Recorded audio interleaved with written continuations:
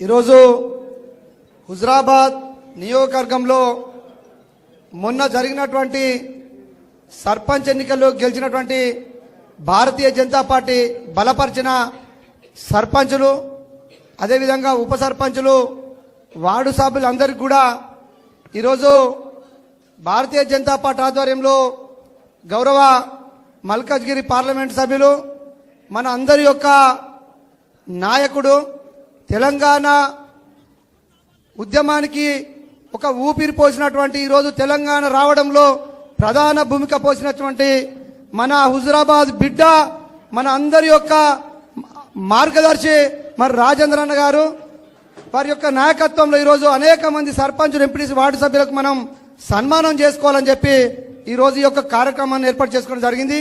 ఈ కార్యక్రమానికి సభాధ్యక్షులు మిత్రులు నియోజకవర్గ కన్వీనర్ గౌతమ్ రెడ్డి గారు, ముఖ్య అతిథి చేసినటువంటి మన నాయకులు రాజేంద్రన్న గారు, అదేవిధంగా మాజీ శాసనసభ్యురాలు శోభక్క గారు, అదేవిధంగా సీనియర్ బీజేపీ నాయకులు రాజన్న గారు, అదేవిధంగా శివన్న గారు, శ్యామ్ గారు, కళార్ గారు, సురేందర్ రాజు గారు, పెద్దన్న శోభన్ గారు, అన్న మిత్రులు కుమారస్వామి గారు, అదేవిధంగా జీడి మల్లేష్ గారు, తిరుపతి రెడ్డి గారు, వేదిక పైన ఉన్నటువంటి శ్రీనివాస్ గారు, ఈ కార్యక్రమం ఇచ్చేసినటువంటి భారతీయ జనతా పార్టీ కుటుంబ సభ్యులకు, అదేవిధంగా ప్రతి ఒక్కరికి కూడా పేరు పేరున హృదయపూర్వకమైనటువంటి నమస్కారం తెలియజేస్తూ, ముందుగా సర్పంచులుగా ఉప సర్పంచ్గా వార్డు సభ్యులు ఎన్నికైన మీ అందరికి కూడా నా తరపున మన పార్టీ తరపున హృదయపూర్వకమైనటువంటి శుభాకాంక్షలు తెలియజేస్తా ఉన్నాం. మిత్రుల మనందరూ కూడా తెలుసు, గత 2-3 నెలలుగా ఎప్పుడైతే తెలంగాణ రాష్ట్రంలో మరి కాంగ్రెస్ పార్టీ ఈ యొక్క స్థానిక సంస్థ ఎన్నికలు నిర్వహించాలా వద్దా, మరి మనం ఆనాడు 6 గ్యారెంటీల పేరిట అనేక రకాల హామీలు ఇచ్చి తెలంగాణ ప్రజలను మోసం చేసి మరి గద్దెనెక్కిరం, ఇచ్చిన హామీలు ఎవి కూడా నెరవేర్చకుండా ఈరోజు ప్రజల్లో తీవ్రమైనటువంటి వ్యతిరేకత మా ప్రభుత్వం పైన ఉందని గ్రహించినటువంటి యొక్క కాంగ్రెస్ పార్టీ మరి ఎంపీటీసీ ఎన్నికలు పెడతామని ఒకసారి, అదేవిధంగా సర్పంచ్ ఎన్నికలు పెడదామని చెప్పి రకరకాల ఆలోచన చేసి మరి ఈ రోజు కూడా ఈ ఎన్నికలు పెట్టడానికి ప్రధాన కారణం ఏదైతే కేంద్ర ప్రభుత్వం గ్రామ పంచాయతీలకు ఇచ్చేటువంటి డబ్బులు ఏవైతే ఉన్నాయో ఆ డబ్బులు మరిపోతే అనే ఉద్దేశంతో మరి ఒక్కసారి ఫస్టే మరి ఈ యొక్క ఎంపీటీసీ జడ్పీ స్థానాలు అయితే సింబల్తో ఉంటాయి, అవి పెడితే తప్పకుండా కూడా ప్రజల్లో మన మీద వ్యతిరేకత ఉన్నది.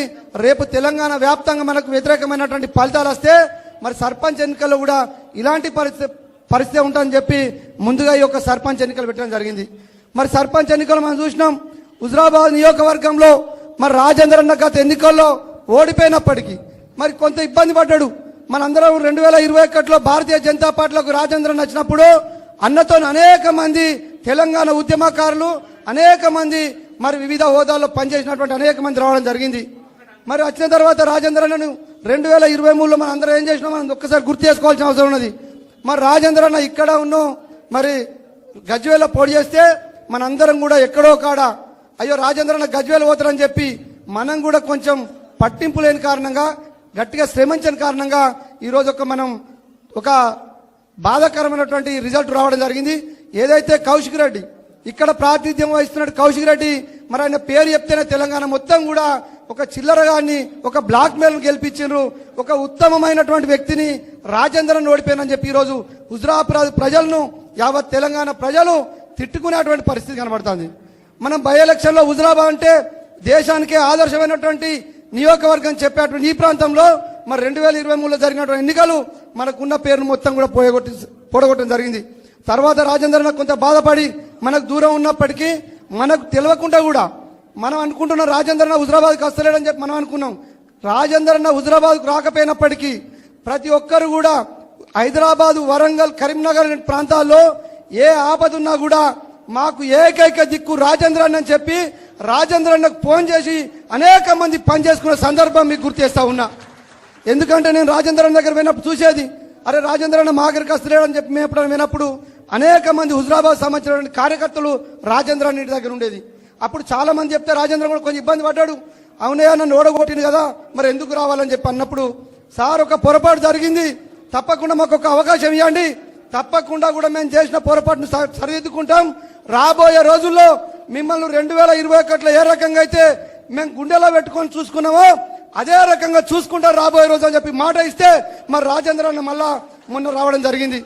మొన్న వచ్చిన తర్వాత మనకు తెలిసి రోజు సర్పంచ్ ఎన్నికల్లో అనేక పార్టీలు, ఇటు కాంగ్రెస్ పార్టీ, అటు టిఆర్ఎస్ పార్టీ, మన పార్టీలో కూడా కొంతమంది కుమ్మక్కై రాజేంద్రన్ యొక్క చరిస్మాను తగ్గించడం కోసం, రాజేంద్రన్ బలపరిచినటువంటి అనేక మంది సర్పంచ్ అభ్యర్థులను ఓడగొట్టడం కోసం ఏ రకంగా ప్రయత్నం చేసిండో మీ గ్రామాల్లో మీ అందరికి కూడా తెలుసు.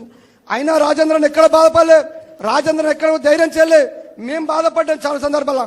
అన్న ఏందన్నా ఇంత ఘోరం చేస్తా ఉన్నారు, తెల్లారితే మీ ప్రోగ్రాం గ్రామాలలో కావాలని పెట్టుకున్నారు, కానీ రాత్రే మీ ప్రోగ్రాన్ని క్యాన్సిల్ చేసుకునే పరిస్థితి ఉందంటే రాజేంద్రన్ ఒక్కడే చెప్పడం జరిగింది.